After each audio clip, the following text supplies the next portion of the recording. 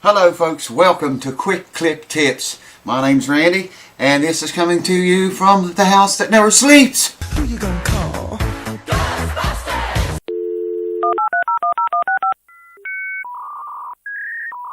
Alright folks, welcome back to another version of Quick Clip Tips. I'm going to get this series started back again. I keep getting it started and it keeps losing out and getting wrapped up in repair work and forget about it.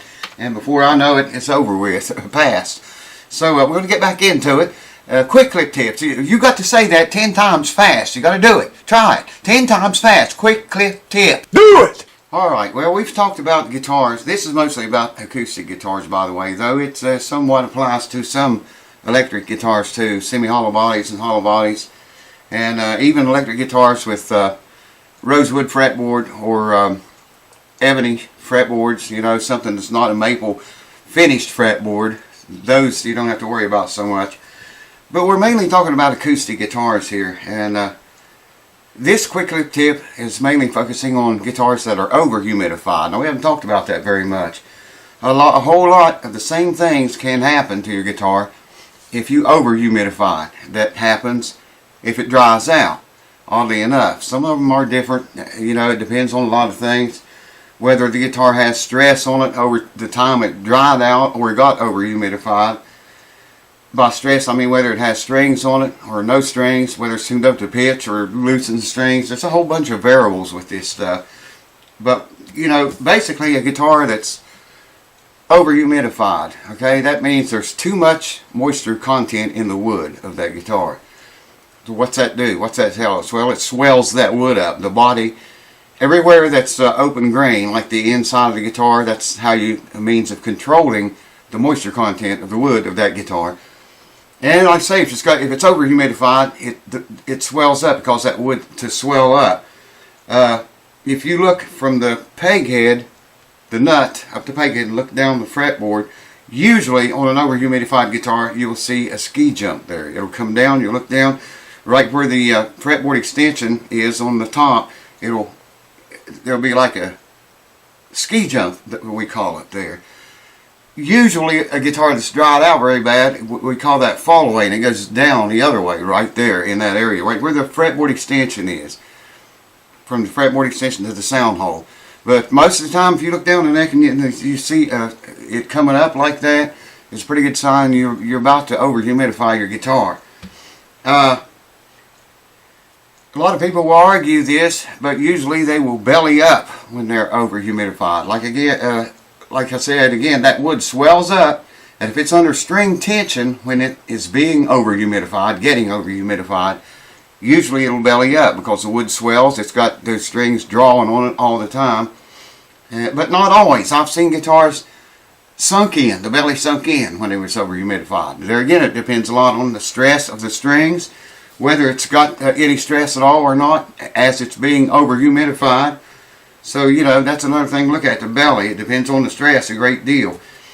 A lot of times the finish well, this kind of depends on how fast or how slow it gets over humidified. But usually the finish on the guitar, on the top and the back, usually the top you notice first, will just shatter like glass, just shattered glass. You may not see that. You know, it's so fine, so minute. You got to hold that guitar up to a light and turn it at certain angles and look at it a certain way and hold your mouth just right. And I mean, it's very hard to see on some guitars, but you'll notice the entire finish on the entire top. Or, well, not the entire top. Sometimes it's in places like around the bridge or around the belly, wherever the wood moves the most. Now, another thing is, if you have a guitar that's very dried out and you humidify it really quickly, that can happen. The wood swells up, it starts to bow up and get bigger, the finish can't respond to that, and what do you get? The finish just shatters completely on the top of the guitar, and the back and the sides. And yes, I have notes here because I can't remember too good. It also, this over humidifying will cause braces to come loose. Your braces, you know, from that wood moving that much, if it's dried out and sunk in, and you humidify it and you pull that top back up, usually 90% of the time, a deformed body from being dried out will return back to its normal position when it's properly humidified. If it's, even that can cause braces to come loose, that much movement. But if it moves even more and forms a big belly from being over humidified, it can pull braces loose on the ends, usually one end or the other, or both ends. Sometimes the whole brace will come unglued, come off from the top. It can cause your bridge to pull up, cause your bridge to lift. You stick a piece of paper under there. Reason being because you got that belly hooving up there from too much moisture content in the wood, and the wood swells up, it bellies up. If it's under string tension, it'll belly up even more. Usually this is the case. Now, like I said, I've seen them over humidified and the belly would be sunk in, the opposite direction. That too can cause your bridge to pull up, especially if you got string tension on it while all this humidifying is going on. By the way, I recommend when you humidify your acoustic guitars, loosen the strings on it. Don't ever humidify it, especially if it's dry and you need to bring it up. 45 to 55% is what you want the moisture content in the wood to be. Now I've got videos on that. Put a hygrometer inside the guitar and leave it a couple days or 3. You're not going to get a reading of the moisture content in that wood if you leave that in there 12 hours or 8 hours or 24 hours. You're probably not going to get a good accurate reading of the moisture content in the wood. What you're going to read is the moisture content inside that box. I've got all kind of videos. I've preached it for years. Watch those videos. You want to read the moisture content of the wood. And they make tools that do that, instruments. Every time I turn the camera on, I can't think of it. They're expensive. A good one that's very accurate is pretty expensive. But, you can use a cheap one like that. Give it some time to work is the key. That's the key. Giving it, 48 hours or more than that to do its job, to read the moisture content or get an idea of the moisture content of the wood. Anyways, yeah, it can cause your bridge to pull up. It can cause your fretboard. I've seen the fretboard actually loosen from the neck. I got videos about that. It's an old, it's an arch top guitar. I can't remember the name, but I got videos showing you that guitar in that case was dried out. But like I said in the beginning of this video, a lot of problems that happen from over humidification are the same problems happen under humidification. Usually under humidified, dried out, you get a lot of cracks, in the body. Now, not so much, when it's over humidified, the body doesn't tend to crack. It can. I've seen that happen. But usually they only crack when they're drying out and not over humidified. But they swell up and get really big and heavy. I've got a Martin Dan Tominsky model custom guitar. It got under humidified over the time I was traveling a lot and playing, and I didn't really notice the difference in the weight of that guitar until I humidified it. It took me about 3 weeks to get the humidity levels up and to maintain 45 to 55%, to maintain the moisture content in the wood of the body of that guitar. 3 weeks. I kept notes of it, and I'd check it every day, every couple of days. But anyways, when I got through with it, I was amazed how much heavier the guitar was because it had all that water in it, Didn't realize that it dried out over time like that. You seen guitars, flat top guitars and acoustic guitars where the pick guard has shrunk. Well, it's not always the pick guard that has shrunk. Many times it's the body has got bigger. That wood has swelled up and it's got bigger, and the pick guard's stayed the same size.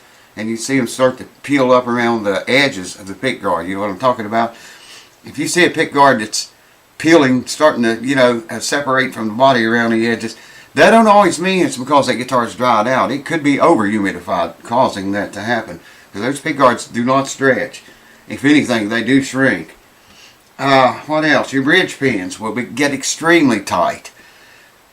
You're probably going to snap the head off of them trying to get them out. There again, the wood around the pins swells up. That hole gets tighter. Woo! And the pin stays the same size. Because whether it be bone, plastic, tusk, brass, whatever, the pin don't change size. The hole gets tighter because the wood swells up. You can't get your bridge pins out. Like I say, I've seen pins broken off where they try to pull the pins out and very aggressively try to pull them out. And the wood would swell up so much that you couldn't do it, You might get inside the guitar and drive them up through, but I wouldn't even do that. Best thing to do would be let the guitar give it time to dry out some. The body can come apart. I've seen that before. Sometimes the top and back will move so much, like if it's under humidified and you humidify it too fast or over humidify it, that top and back may swell up, particularly the top, so fast that the glue joints around, where it meets the top meets the sides and the back meets the sides, I've seen them come apart right around the binding. And another thing caused the binding to come loose. That wood swelling up so big, the binding cold. Usually you got to heat that binding to work with it. And if it can't move with that body, what's it do? Well, the glue comes loose, the binding comes loose, and then it starts to shrink, and you got a big deal. I got videos on that too. Look up a Martin binding repair, something like that. Have videos on it already. But those are just a few of many things that can happen. Mainly, like I say, to your acoustic, semi-electric, and hollow body, or semi-hollow body, and hollow body electric guitars. Those are just a few things off the top of my head that I thought of and wrote down right before making this video, just before making it. And there's a lot more things that can go wrong if you over-humidify. Just get you one of these. It's simple, man. Get one of these and get something to put over your sound hole or your F-holes and put that inside the guitar. Of course, you can't get that inside of a guitar with F-holes, but I don't know how you would read inside one of those. I never thought about that, reading the moisture content of the wood inside of a semi-hollow body or hollow body with F-holes. Got to think on that one. Anyways, acoustics is what we're mainly talking about here. Put you a hygrometer inside the guitar, cover the hole with something that will not absorb moisture, and leave that for 36, even 48 hours. Give it time to read, get a good reading, not just the moisture, humidification in the box, but the moisture content in the wood. 45 to 55% all of the time. Try to maintain that. A lot of guys say, well, I've had a guitar 40 years, I never humidified it, never did shit to it, never had any trouble. Well, yeah, it happens all the time. Obviously the guitar has been in the range of 45-50% most of its life, because if it has not, well, you can look through my old videos about being under humidified and dried out and see what happens. So I hope that helps. This quick clip tip get a little bit long. You didn't say it 10 times fast. You got to say it 10 times fast. Do it! And that'll make everything all right. So I think we went a little over what I meant to go. But anyways, cheers. I hope this helps on the ones that had many questions about guitars that were over-humidified. Be careful. Don't over-humidify them. 45 to 55%. Maintain that as close as you can, and you won't have any problems. I can almost promise you'll never have any problems. At least not with the bellies and bridges pulling up and glue joints coming apart and braces coming off and that kind of thing. Cheers. Thanks for watching. See you on another quick clip tip soon. Or a repair probably. I don't know. Whatever it'll come up, it'll be good. Well, I don't know. It might not be too good. It'll probably be alright. Stay tuned and find out. Cheers. Thanks for watching.